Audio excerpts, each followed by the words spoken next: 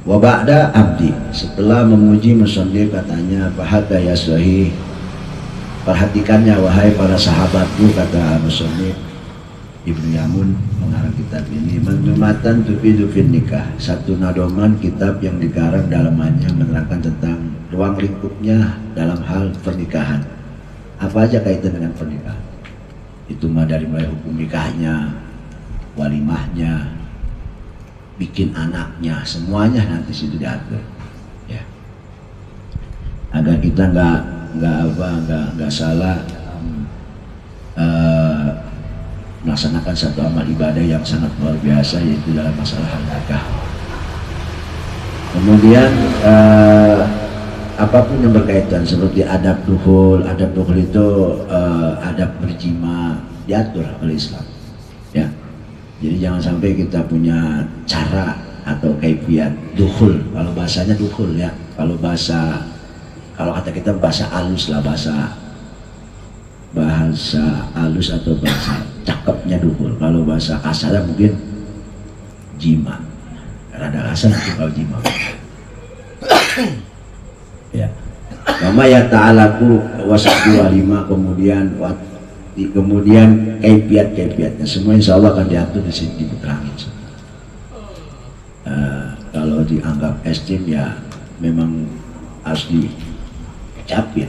Sebab salah satu akhlak Islam ya harus disebarkan.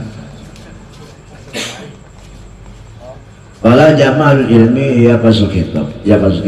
Wa ba'du itu atau ma ba'du yang kita kenal pemisah antara muqaddimah dan masalah. Setiap orang yang ingin pembicara atau orasi atau ceramah, ini rupanya ada sejarahnya. Ucapan amma ba'du itu, manusia yang pertama mengucapkan amma ba'du itu ya seorang Rasulullah juga, yaitu Nabi Daud alaihissalam, ya. Kemudian Rasulullah ikutin hal ini. Kemudian summa anan nikah tak tarihi al-ahkam khamsatu. Kemudian urusan masalah nikah, kawin, nikah itu rupanya mengena akan 5 hukum. Jadi nikah itu ada 5 hukum, ya. Ini nikah nih kita nikah seumur hidup sekali, itu ada hukumnya. Ada yang wajib, nikah itu ada yang hukumnya wajib dia berkawin, ya. Ada yang sunnah, ada mandub, bahkan ada yang makruh. Kawin ada hukumnya makruh, bahkan ada yang terakhir haram. Kawin hukumnya haram, ini orang kawin haram hukumnya. Jadi nggak semuanya rupanya nikah itu sunnah, rupanya tergantung manusianya. Kita pikir juga dibahas itu. Seperti kalau yang wajib itu biasanya man qadara alaihi, orang yang mampu melaksanakan nikah, ya mungkin ada biaya dan semuanya, sehat jasmani semuanya. Wa khafa zina, dan dia takut berbuat zina. Orang yang sudah mampu dan dia takut akan terjerumus dalam perzinahan, maka hukum orang tersebut nikah itu wajib. Baru, ya. Wa khafa bitarki. Kalau dia nggak nikah, bahaya jadinya. Bisa nongkrongnya di kali jodoh terus minta. Kali jodoh nongkrong sono.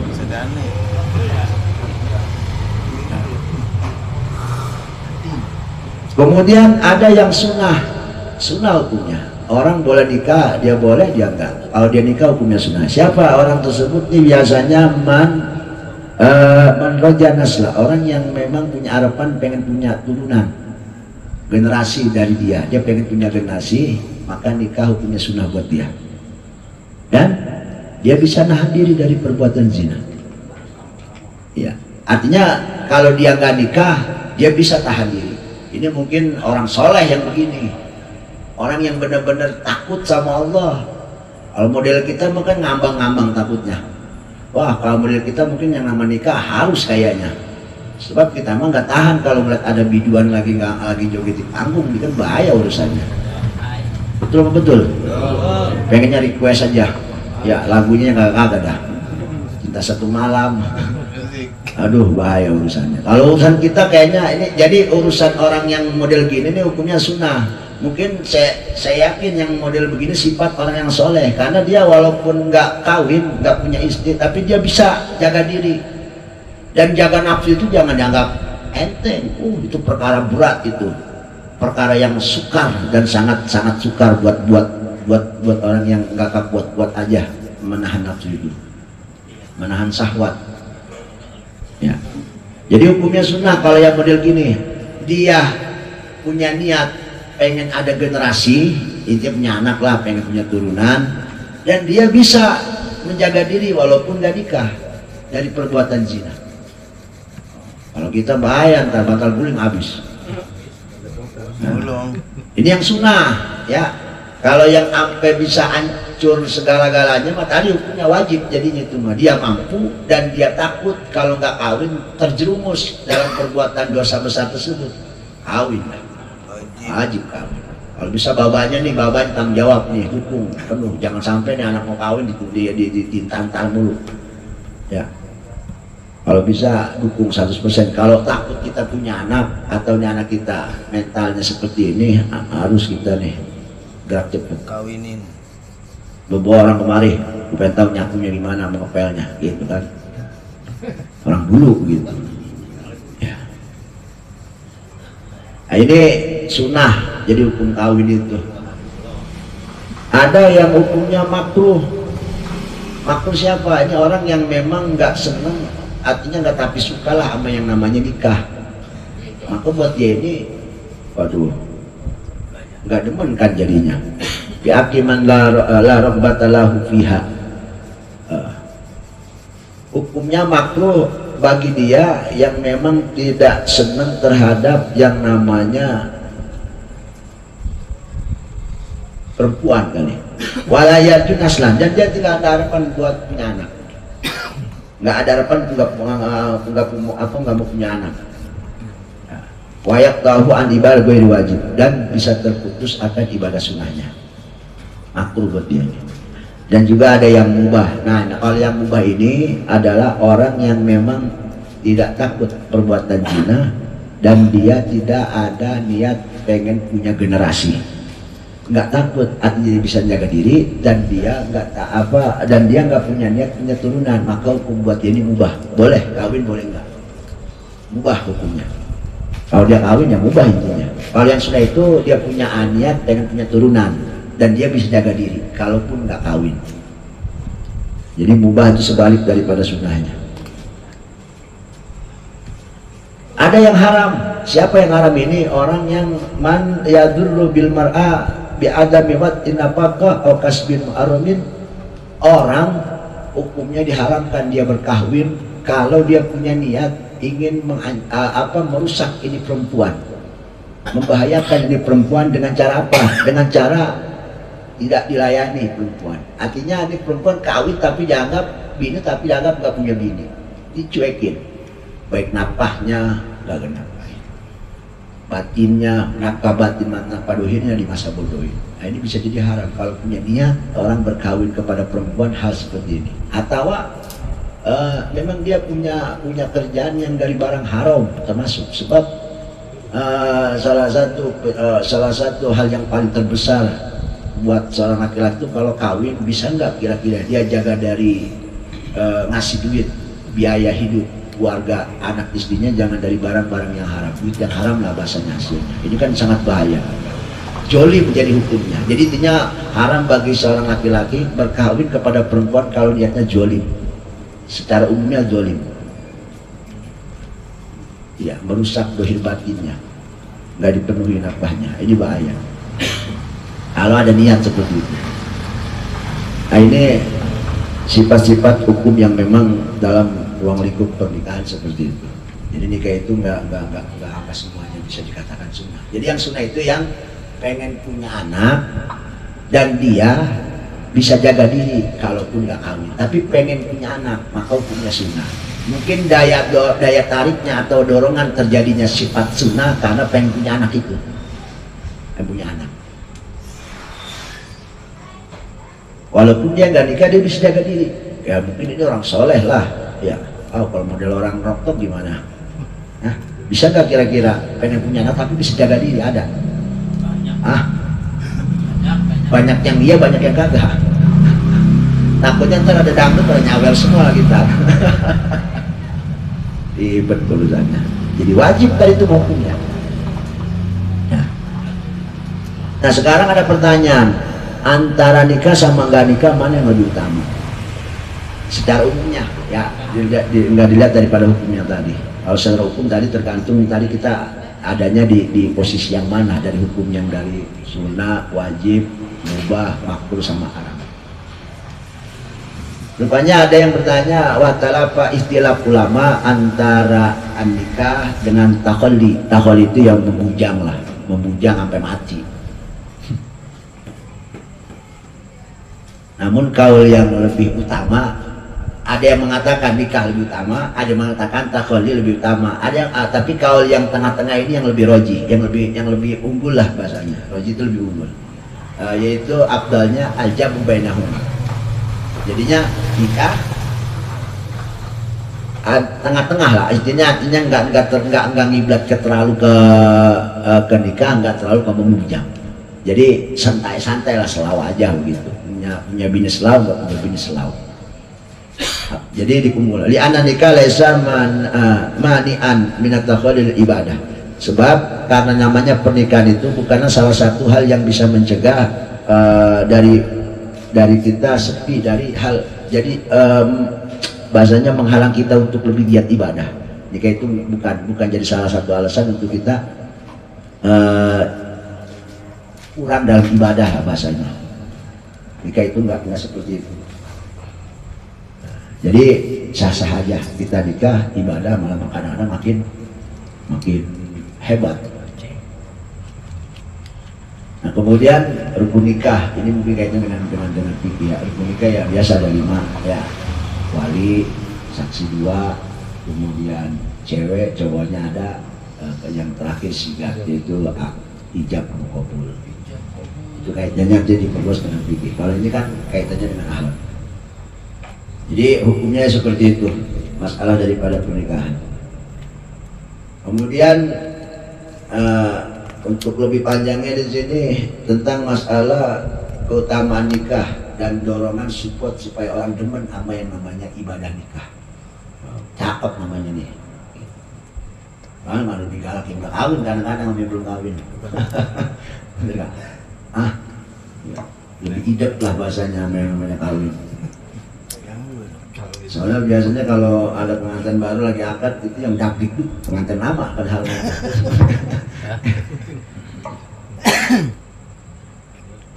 Ada wakat ada ilhad ilhadi. Jadi banyak hadis yang menerangkan tentang ilhad. Itu support supaya orang ala nikah suka support, peka lah sama pernikahan sehingga tumbuh target demen lah sama yang namanya nikah itu. Sebab nikah itu hadis yang masuk itu yang Rasul ngomong wa min sunnati nikah, sebagian daripada sunnahku yaitu nikah. Hukumnya di situ Rasulullah mengatakan sunnah, sehingga banyak target hadis yang untuk menanamkan sifat demen kita menikah. Sebab kata Rasulullah juga paman rogibah an sunnati pada samini, sebab barang siapa yang tidak suka dengan sunnahku dia bukan dari golonganku. Wa min sunnati anikah, salah satu sunnahku adalah anikah, maka jangan sekali-kali kau benci dengan pernikahan. Antara yang bujang dengan yang nikah jangan saling mendahului, biasa-biasa aja. Yang bujang selalu, yang nikah santai, jangan saling mengecewakan. Yang nikah ngomongnya jomblo seumur hidup, yang jomblo juga ngomong lu menikah begini, jadi timbul fitnah ribut antara si jomblo dengan si. Jadi kalau bisa mah dua-duanya enjoy aja. Yang penting dua-duanya bisa ibadah. Yang penting dua-duanya jangan saling mendahului. Karena antara memujang ini mengikhtilaf, antara memujang dengan menikah itu ikhtilaf pandangan ulama. Mana yang lebih afdal? Bahkan asar al-kasir, banyak hadis yang menerangkan tentang tankid tentang masalah pernikahan. Ada riwayat Al-Imam Ahmad musnadihi. Anna rajulan dakhala ala Nabi. Ada seorang laki-laki mendatangi Rasulullah sallallahu alaihi wasallam, yuqalu lahu al-Ukab, yang kita sebut dengan sahabat Ukab namanya. Bakal Nabi ngomong sama Ukab. Ukab, ya Ukab, adakah jauhnya?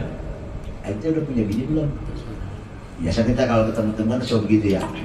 Atau kita main ke rumah ulama, tanya, ente udah kawin belum?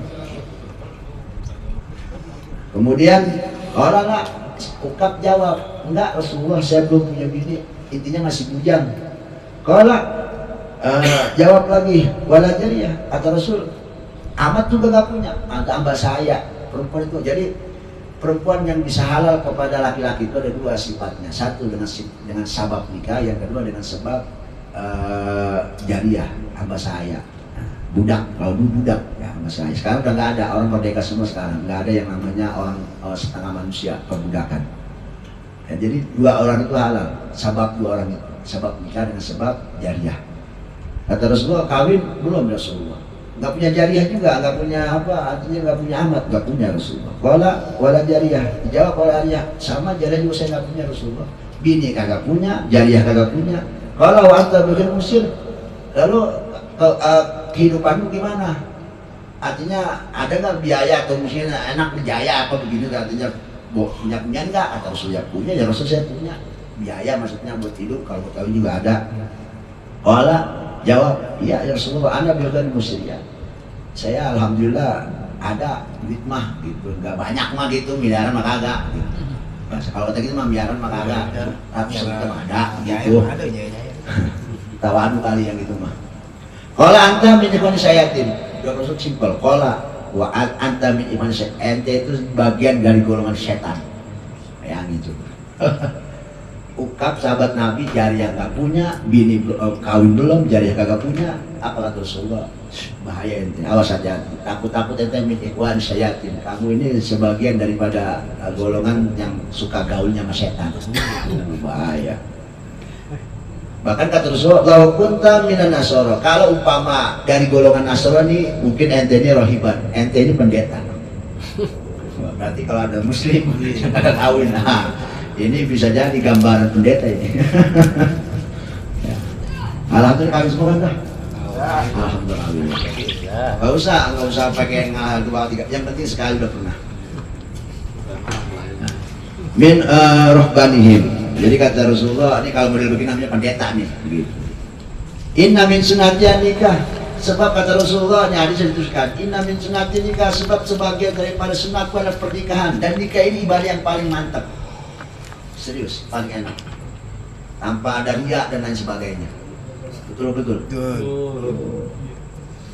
Syararukum azabukum, aradilu amwatikum azabukum. Kata Rasulullah, sejelek-jeleknya kamu adalah yang jomblo, dan yang paling hina-hinanya kamu adalah mati belum kawin. Ini hadis bukan Rasulullah bagaimana, tapi Rasulullah ingin mensupport supaya umatnya, hambanya untuk berkahwin, karena nanti ada pengaruhnya ke akhirat, sampai ke akhirat sama Rasulullah. Masalah rumah tangga itu sampai ke akhirat. Bahkan akan sampai kebanggaan nanti di akhirat.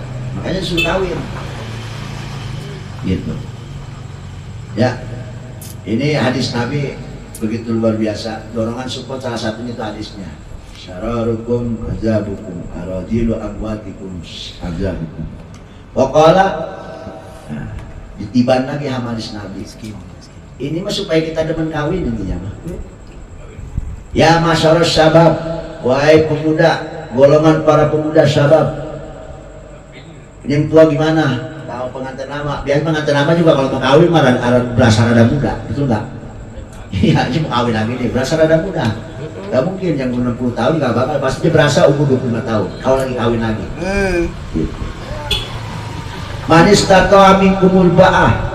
Siapa saja di antaramu yang mampu, al-ba'ah itu bahasa kita mah biaya pernikahan lah. Dari biaya bawain duitnya, biaya apa, jangan lupa biaya uang pelangkah RT itu harus ada sama tuh. Jangan lupa tuh kadang-kadang ada tuh.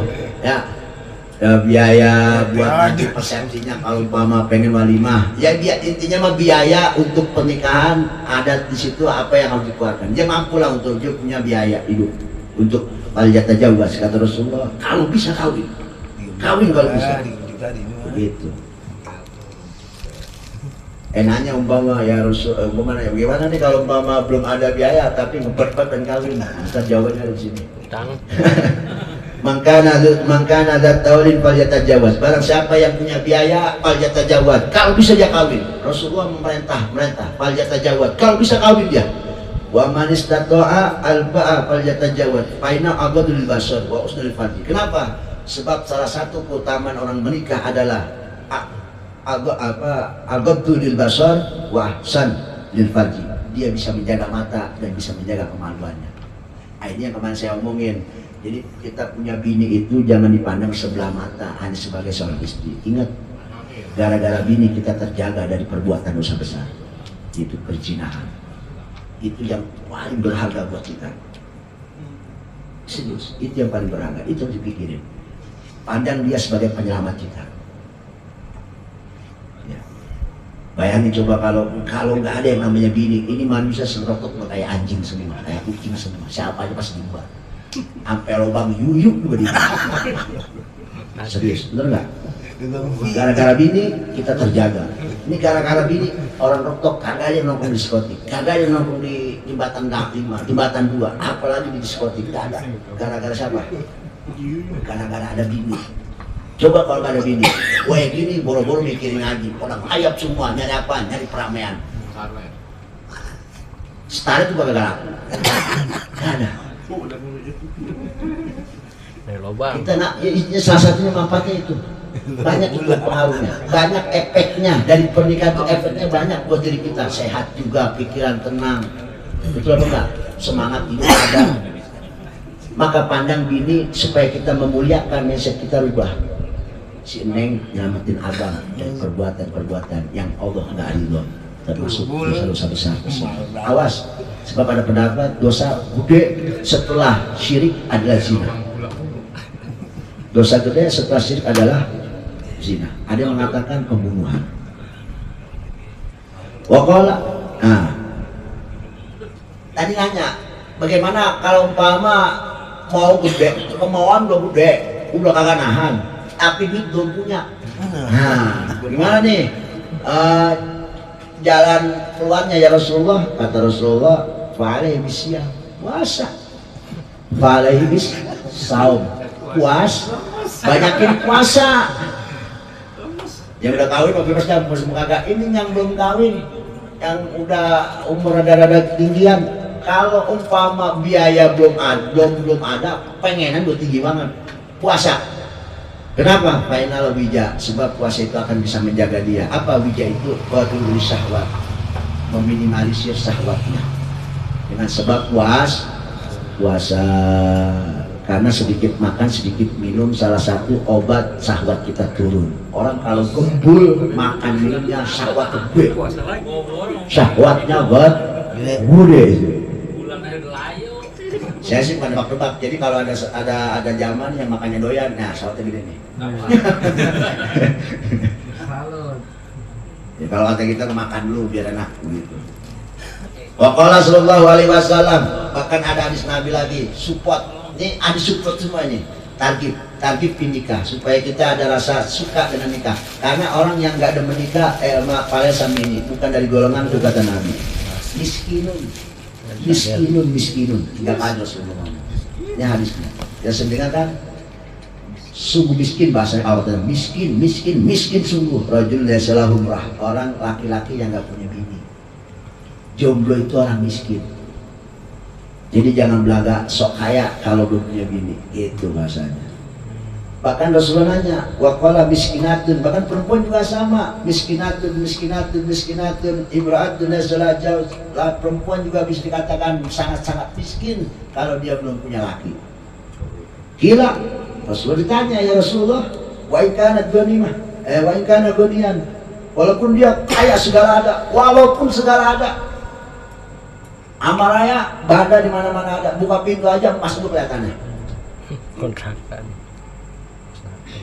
Jadi walaupun badan banyak tapi kalau belum kawin miskinun kata Rasulullah, miskin.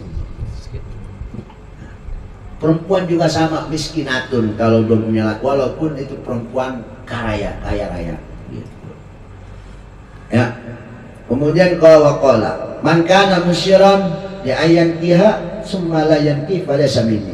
Barang siapa yang udah punya biaya bahasanya untuk melaksanakan pernikahan tapi kagak mau nikah juga, mungkin sibuk dengan statusnya, dia ingin ngumpulin dulu lah bahasanya, atau pengen jaya dulu atau bagaimana, pengen di atas dulu lah bahasanya. Falaysa minni, awas jangan diancam sama Rasulullah, dia bukan golonganku. Bahaya, nantinya orang kalau udah begini nggak ada kesabat nantinya. Alhamdulillah, kamu Google semuanya kawin, amin. Berarti kita benar-benar ngikutin anjuran daripada ini semua hadis. Berarti hadis ini hadis kita ini hadis yang paling kita amalin ini udah. Hadis yang lain mah tentang masalah urusan nggak tahu kita ngambil kagak. Paling kagak nikah hadis itu kita lakuin. Ya, ini yang namanya pengamalan hadis. Pengamalan hadis, apalagi urusan nikah, paling demen. Ngamalinya paling demen. Ngamalinya paling demen. Di BBI maupun Bogor juga. Ruang Putih di BBI. Hari pernikahan. Berarti semangatnya luar biasa. Semakin tantangannya cobaan itu deh, tapi karena niat demi mengamalkan hadis Nabi, wah luar biasa ini orang. Gitu. Takbir. Nah itu masalahnya. Kemudian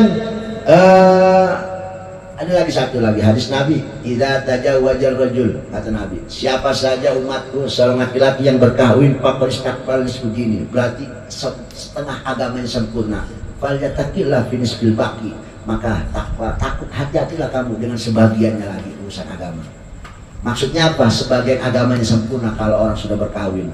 Biasanya dominan penghancur agama kita tuh dua masalahnya, mulut bawah sama mulut atas. Mulut atas sama mulut bawah. Lubang atas, lubang bawah, itu perkara yang menghancurkan agama kita yang paling dominan. Apa maksudnya? Mulut atas itu urusan perut.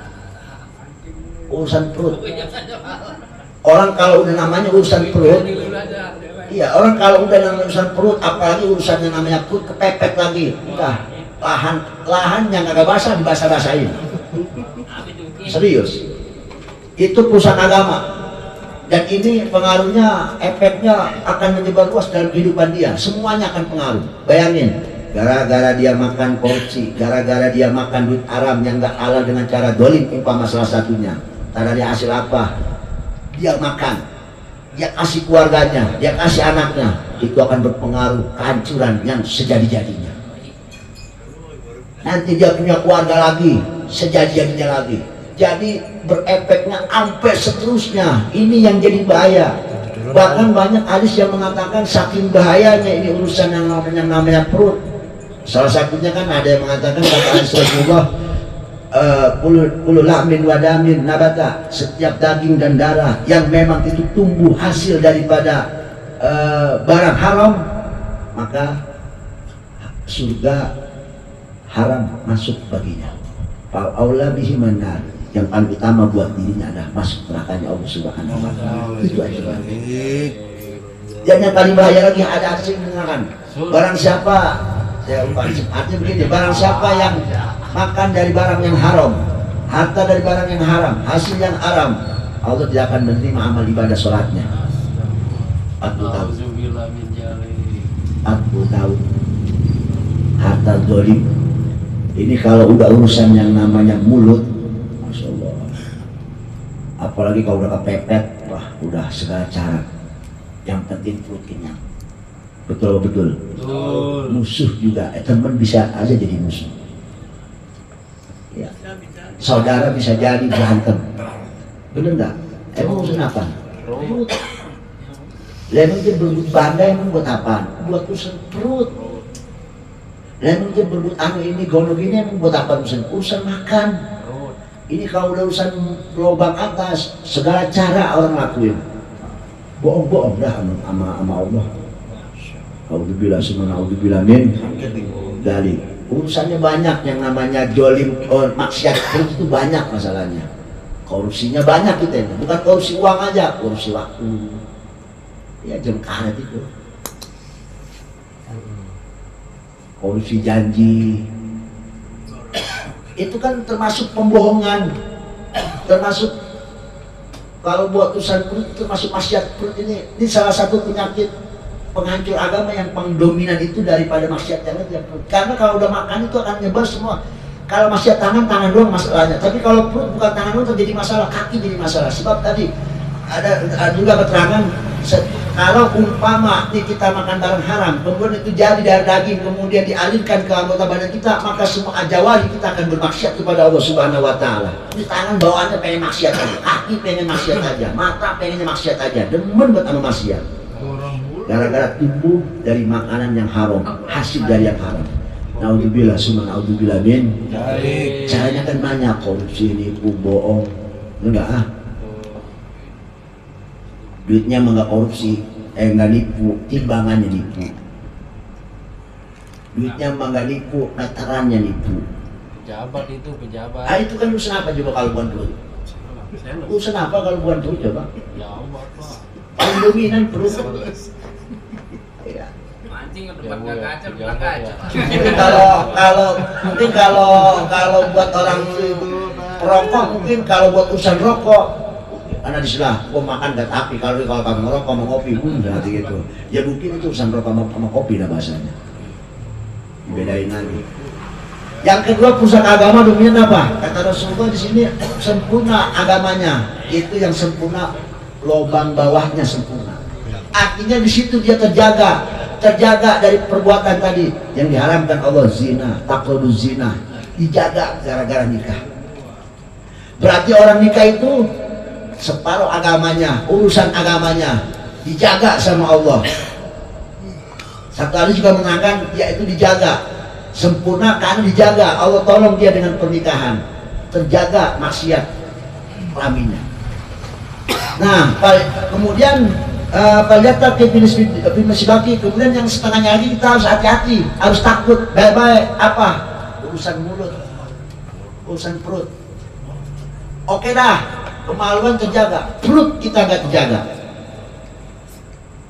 Ini kan jadi kita ini yang dominan ini perusak agama kita, keimanan kita, di penghancur keimanan kita, menggerogoti, yaitu salah satunya kalau udah maksiat perut, yang kedua maksiat kemaluan. Kemaluan bisa terjaga dengan cara berkahwin, nikah. Maka nikah itu penyelamat. Jelas dalam hadisnya ada keterangan yang lain, riwayat yang lain bahwasanya orang yang nikah Allah nolongin. Nolongin apa? Sebagian agamanya Allah selamatin. Yang sebagian Falyatakil Finisbaki. Hati-hati. Hati-hati jaga yang setengah itu. Apa? Urusan kausan perut mah segala-gala aja kita mah. Jolim semua, segala jolim kita mah. Iya, korupsinya bukan hanya uang, korupsi waktu, korupsi omongan, korupsi janji. Semuanya sebab korupsi kita. Kalau cuma buat urusan makan, dan emang kita ribut sama keluarga gara-gara apa? Gara-gara perut. Iya. Komisi. Timang sepetak uang pada main keluhan. Komisi. Pada main belakang, ribet urusannya. Betul. Apalagi kalau udah ada yang ngumpul-ngumpulan orang rumah. Abang makan kayaknya begini aja, emang apa? Karena abang RT gitu bang. Jangan kan puasa semua bang. Emang agak apa gitu dikit hotel kan gitu. Ada aja cobaan tantangannya Masya Allah. Rumah tangga itu Masya Allah. Lurah apa nyebut jangan RT. Pantes rumah tangga itu semuanya ada, kesabaran ada di situ semua, ujulah ada di situ semua, qanaah di situ semuanya ada.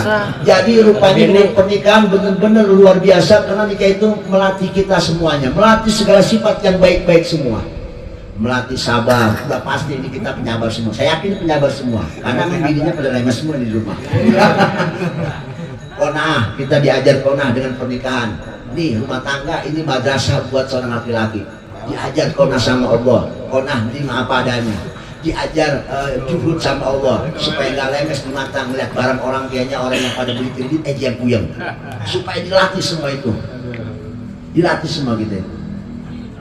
Dan cobaan terberat seorang suami adalah keluarganya sendiri.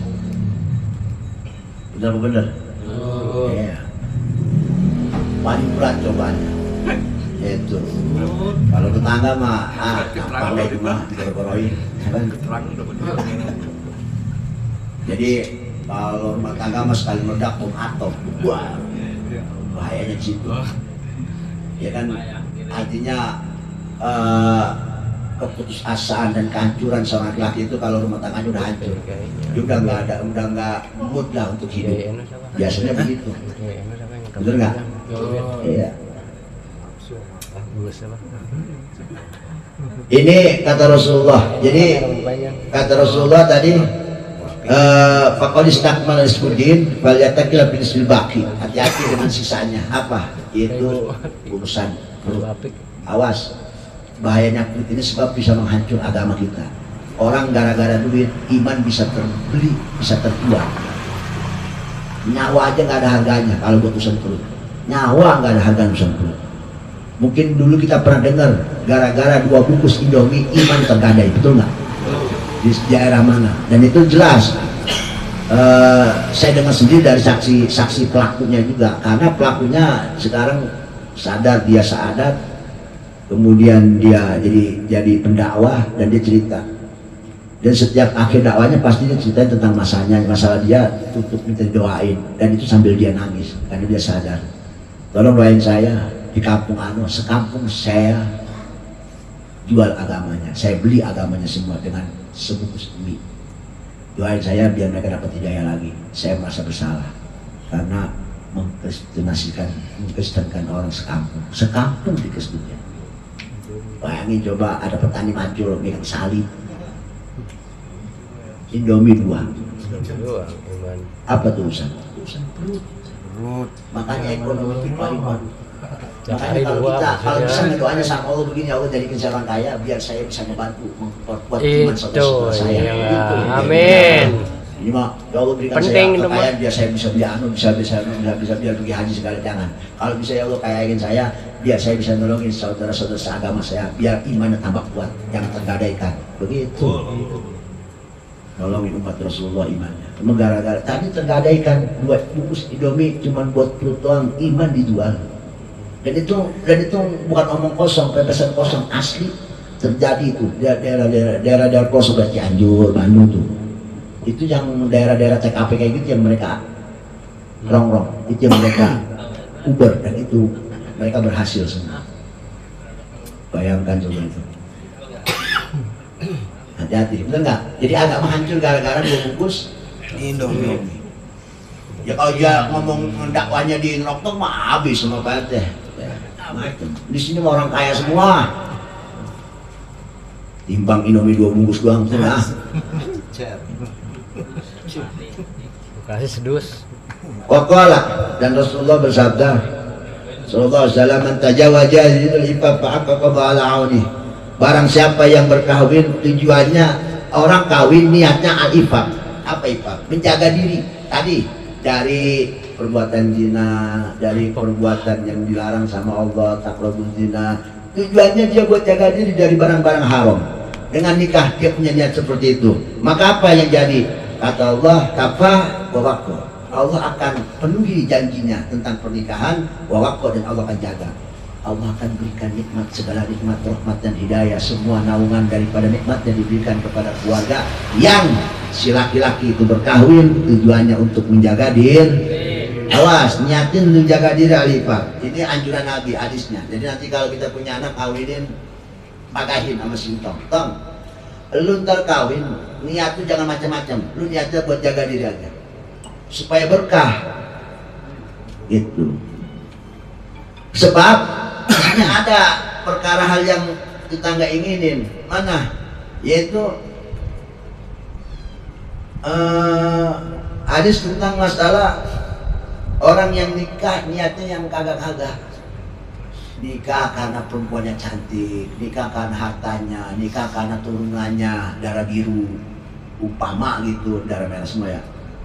Niatnya karena turunan, niatnya karena cantiknya, niatnya karena itu. Pala barokah, kata Rasulullah, orang tersebut tidak bakal diberkahi dalam rumah tangganya. Naudzubillah, semana naudzubillah min. Jadi ada nanti hadisnya di sini. Ya. Jadi itu banyak hadis, ini belum selesai. Wa qala Nabi sallallahu alaihi wasallam tanakau tanazalu fa inni mukatsirun bikum. Nah, ini alasannya. Alasan jika itu kenapa sangat dianjurkan sama Nabi, walaupun punya sunnah, karena akan berpengaruh nanti di yaumil qiyamah. Sampai yaumil qiyamah. Kenapa kata Rasulullah? Saya ini kata Rasulullah akan merasa bangga sebab ente semua berkahwin. Amin. Karena nanti bahasnya beginilah, nanti main bangga-bangga nih para Rasulullah pada main bangga-bangga nih. Semakin banyak umat akan semakin tinggi kebanggaannya. Nah, untuk umat Rasulullah paling kuasain sekarang.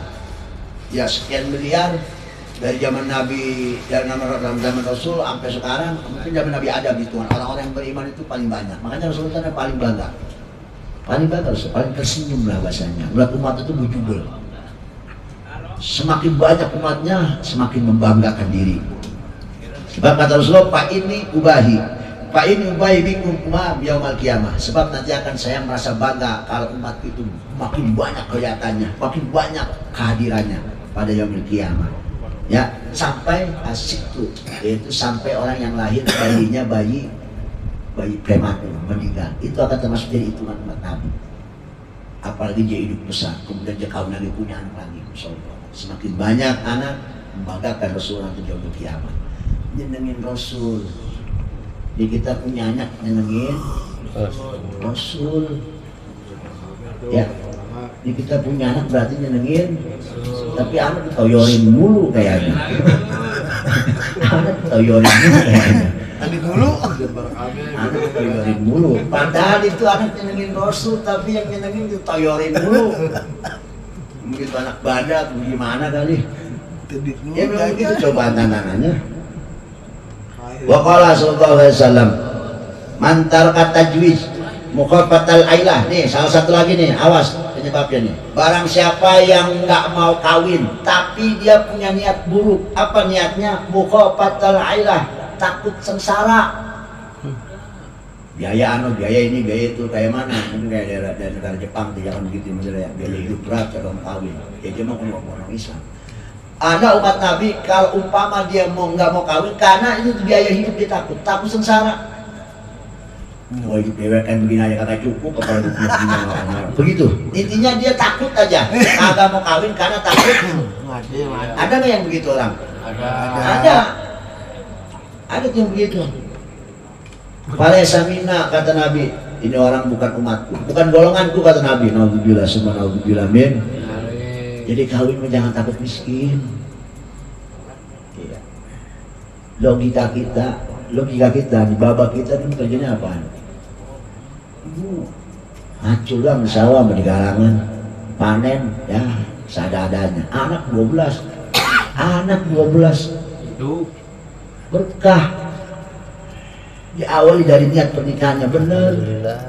Kemudian biaya nafkah dan rumah tangga juga beres, bersih, kagak ada korupsi segala duit haram. Itu berkah hidup. Kita ini yang bikin kita kacau balau ya begini, karena kebanyakan kita ngaturnya pakai ego semua. Nyari duit pakai ego, pakai nafsu. Niatnya udah kadang-kadang beres kita mah, nyari apa kerja, nyari duit. Kadang-kadang kita melihatnya buat pajang mejeng. Bukan jadi ibadah lagi. Ini yang bikin kita kacau balau dalam hal rumah tangga. Keberkahannya jadi semakin susut jadinya. Ditambahkan jada riwayah wa yuwakkilullahu ta'ala bi malakaini. Allah akan mengutus 2 malaikat. Yaktubani, dua-duanya akan menulis baina ainihi, di antara kedua mata seseorang mudi'i minnatullah, yaitu orang yang menyia-nyiakan anugerah Allah Subhanahu wa ta'ala, nikmat, yaitu bikilat rezeki, dengan sebab dia memandang dikitnya rezeki. Artinya apa? Orang yang takut miskin ini sangat dihinakan oleh Allah Subhanahu wa ta'ala. Jadi mikir kita, masa kita begini aja dah, balik. Kita hidup aja nggak minta, kita kawin nggak minta, punya bini si Ano kita nggak minta, kita hidup nggak minta, punya baba si A kita nggak minta, punya emak kita si Ano kita nggak minta, semuanya kita terima bersih, terima beres. terima jadi apa yang Allah pengenin. Udah santai aja, hidup mau bagaimana keadaannya kan kita nggak minta. Jadi ngapain pakai dipuyengin? Emang Allah yang mau, kita mah nggak kepikir-pikir, begini, nggak pikir-pikir, ada begini, ada masalah. Tujuan Allah gimana? Setiap ada masalah jalanin aja. Emang kita mah nggak mau tuh ada masalah. Emang masalah kita yang mau. Emang setiap masalah kita hadapin kita yang mau. Kan Allah yang mau. Ya jalanin aja. Ngapain pakai ribet-ribet? Tujuannya apa? Mesej kayak gini supaya kita tenang hidup itu, nggak ada rasa dulu, nggak ada pikiran gimana kita sampai gantung diri. Jangan sampai. Nggak ada kamusnya orang muslim itu gantung diri, nggak ada. Karena dia punya keyakinan hidup ini Allah yang mau, bukan kita yang mau. Saya yakin kalau kita punya kemauan dalam hidup ini, kita request sama Allah, di roktok nggak ada orang yang tinggal di roktok, nggak ada yang mau. Cuman kita tinggal di roktok, siapa yang mau? Allah yang mau, bukan kita. Kita mah tiba-tiba ujuk-ujuk orang roktok aja. Ini ngapain kayak puyeng-puyeng, dipuyengin orang roktok pakai puyeng-puyengin. Asal ampuhnya pakai dipuyengin. Jauh usah dipuyengin, emang kita mau orang sini, udah emang kita cuma jadi orang roktok, terimain aja. Ini kan bukti kalau Allah Maha Kuasa, kita nggak punya kekuasaan apa-apa. Kalau kita bisa request, saya yakin nggak ada yang mau tinggal di sini. Pengennya di mana? Di GLC tinggal. Asli. Nggak ada yang mau tinggal di roktok siapa yang mau? Udah bau tai kucing. Ngapain tinggal di sini? Punya baba, si Ano, punya mas, si Ano, emang kita yang mau? Allah yang mau. Ngapain kayak puyeng-puyeng? Mau si emaknya mak erot kek, babanya baba apa kek, baba akong kek, apa kek, udah terimain aja kita. Masalah juga yang terjadi sama kita nggak mau. Kalau kita request, kita nggak pengen punya masalah. Tapi tiba-tiba, masalah ada. Tujuannya apa? Allah pengen tahu nih, buat enggak nih, bisa enggak nih lu punya masalah, ingat sama gua, kata Allah begitu. Ingat nggak sama kuburan, ingat nggak sama kiamat. Begono. Kita pengen senangnya doang, biar susah, ada nerimain, biar senang, nerimain kita masalah. Justru senang susah bukan kita yang mau, senang bukan kita yang mau, susah bukan kita yang mau, sama-sama nerimain aja. Sifat nerimain bagaimana? Kalau senang nerimainnya, ya bersyukur, bagi-bagi kesenangan sama orang. Mau ngopi doekan aja ngopi. Iya. Jepret dari belakang. Marah-marah. Iya. Bilang susah aja, ngajak-ngajak. Tujuan kita dikasih susah sama Allah, bukan kita yang mau, Allah yang mau. Tujuannya, ayo langkah, jangan mundur, maju aja terus. Orang itu mah susah, gue yang punya, kata Allah, ngapain puyeng-puyeng. Jalanin aja, lu tinggal jalan aja. Ngapain puyeng-puyeng? Karena kenapa kita mikir, kadang-kadang orang nanya, lu mah enak begini, lu mah ibadah, lu mah tinggal sholat doang, enak banget, jangan lu jangan jadi ibadah. Kalau ada orang ngomong gini, gimana jadi ibadah enak, jadi kontakannya banyak. Itu orang yang ngomong gitu, pecis kayak setan Nabi Nasib, Nabi Ayub sama Allah. Pecis. Itu setan ngasihnya begini, ya Allah, Nabi Ayub hambamu, sukunya rajin, ibadahnya rajin, dia mah enak. Ini ada, rumah gede, banda banyak, karyawan banyak. Coba Allah, hancurin hartanya. Kata Allah, silakan hancurin. Kira-kira terjadi sesuatu jadi kira-kira. Pas dihancurin tuh bandanya, laporan tuh iblis amanah dari yuk, lu nggak tahu no, kantor pusat hancur, kantor cabang hancur semua, bangga semua, ludes kagak ada yang sisa. Padahal yang ngajarin setan. Apa jawab Nabi Ayub? Alhamdulillah, alladzi a'taniha wa huwa akhadaha.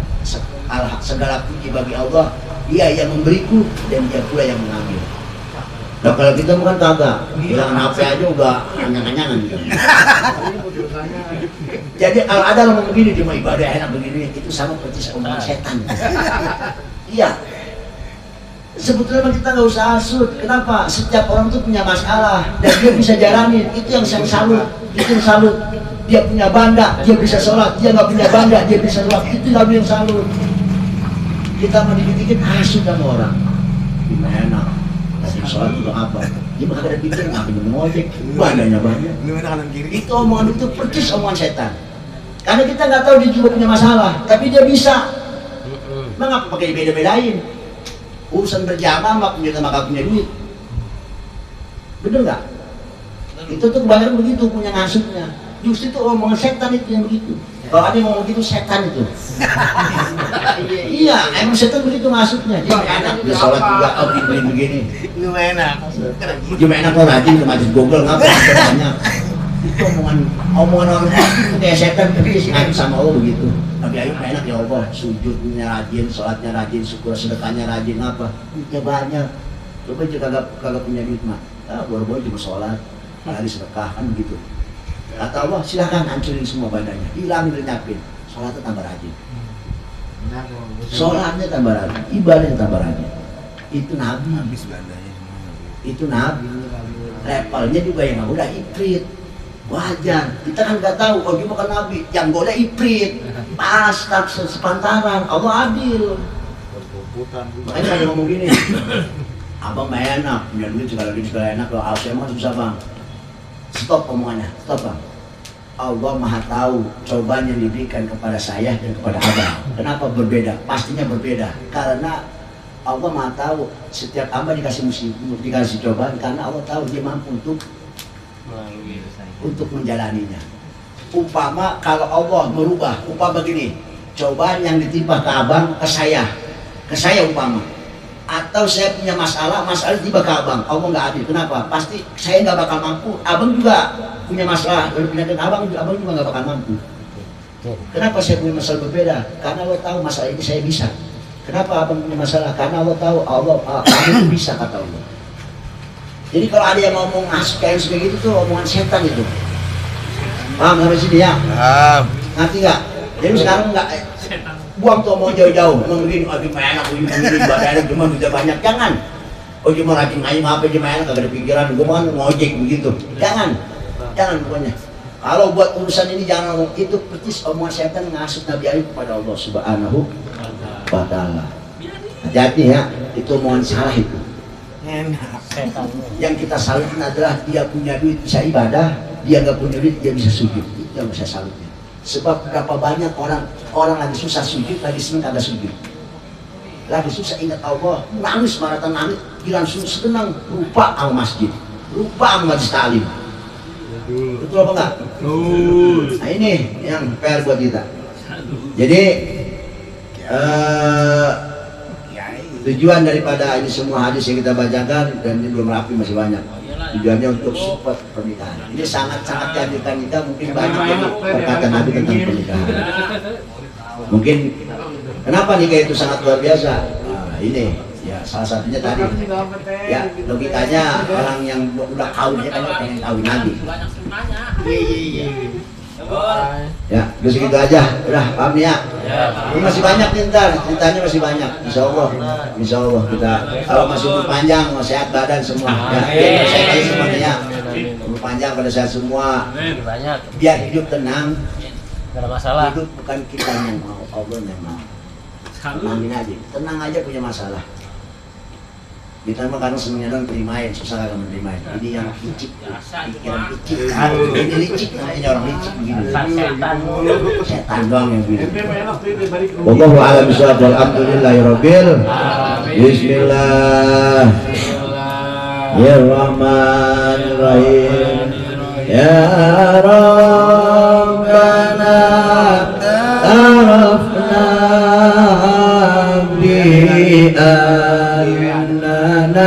كترفنا وأننا أسرفنا على لظى أسرفنا فأتوب علينا توبة تغسل لكل أوباء واستر لنا العورات وآمن الروعات واغفر لوالدينا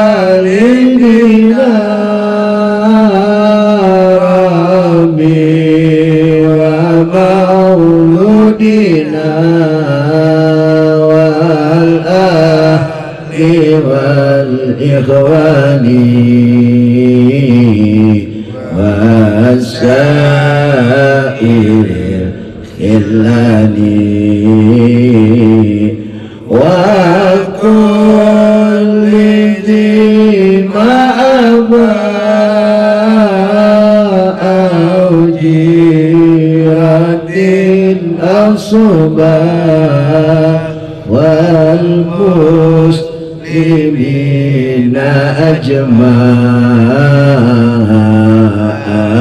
أجمعين يا ربي أسماء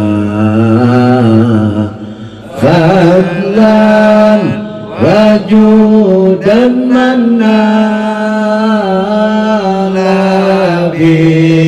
باكتساب منا بالمصطفى الرسول نهضى بكل سؤر صلى وسلم ربي